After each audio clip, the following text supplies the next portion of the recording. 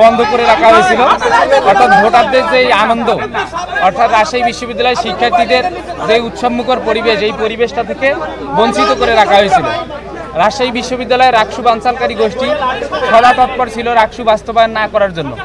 আমরা আমাদের জায়গা থেকে এবছর জুলাই বিপ্লবের পর থেকে ছাত্র শিবির শুধু নয়, সকল শিক্ষার্থী মিলে রাকসুর জন্য আন্দোলন করেছি এবং রাকসু অবশেষে আমরা সফল করতে পারতেছি আলহামদুলিল্লাহ। আমরা আজকে সকল শিক্ষার্থীরা, আমি শুধু নয়, সকল শিক্ষার্থীরা ভোট দিয়ে যে আনন্দটা পেয়েছে, এই আনন্দটা আমরা আমাদের জীবনে কখনো পাইনি। আল্লাহ তাআলার রহমতে আমরা আশা করছি আল্লাহ তাআলা আমাদের ভালো ফলাফল দিবে ইনশাআল্লাহ। শিক্ষার্থীরা আমাদেরকে গ্রহণ করবে। শিক্ষার্থীরা আমাদের গ্রহণ করলে আমরা শিক্ষার্থীদের জন্য যে ইশতেহার দিয়েছি সেই ইশতেহার অনুযায়ী সর্বোচ্চ চেষ্টা করে কাজ করবো ইনশাআল্লাহ।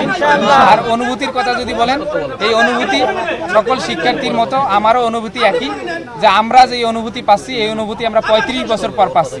35 বছর পর একটা অনুভূতি পেলে যেরকম অনুভূতি হয় সেই অনুভূতি আমার হচ্ছে। পদ্মা সেতু, মেট্রো রেল এবং এলিভেটেড এক্সপ্রেসওয়ে নির্মাণের গর্বিত অংশীদার বসুন্ধরা সিমেন্ট। আমি আশা করি সকল শিক্ষার্থী উৎসবমুখর পরিবেশে ভোট দিবে এবং নির্বাচন কমিশনের প্রতি এবং প্রশাসনের প্রতি আমার আহ্বান, আজকে সারাদিন নিরপেক্ষ সুষ্ঠুভাবে নির্বাচন বাস্তবায়ন করার ক্ষেত্রে তারা যেন বিমাতাসুলভ আচরণ না করে এবং তারা যেন সুষ্ঠু পদক্ষেপ গ্রহণ করে।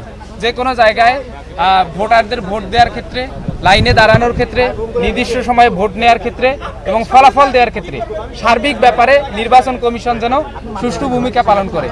আপনারা দেখবেন ডাকসু, জাকসু, চাকসুতে যেহেতু নির্বাচন অনুষ্ঠিত হয়েছে, সেখানকার ছোট ছোট যে উইকনেসগুলো আছে সেগুলো যাচাই করে এখানে যেন সেই উইকনেসগুলো ধরা না পড়ে, সেগুলো নির্বাচন কমিশন যথেষ্ট ভূমিকা রাখার আহ্বান জানাচ্ছি। ভোট কেন্দ্রের অবস্থা আলহামদুলিল্লাহ এখন পর্যন্ত ভালোই দেখছি। এখন পর্যন্ত কোনো অভিযোগ কারো প্রতি দিচ্ছি না, তবে আমরা অবজারভেশনে রাখছি। আমরা কোনো অভিযোগ পেলে সাথে সাথেই নির্বাচন কমিশন হোক, আপনাদেরকে হোক, আমরা অবশ্যই জানাবো।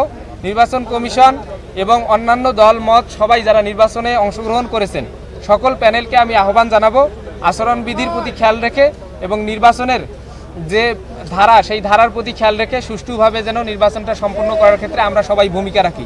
কোনো অভিযোগ এখন পর্যন্ত নাই, আমরা অবজারভেশনে রাখছি। আমরা প্রশাসনকে বলবো কোনো দলের প্রতি পক্ষপাতিত্বমূলক আচরণ যেন না করা হয়।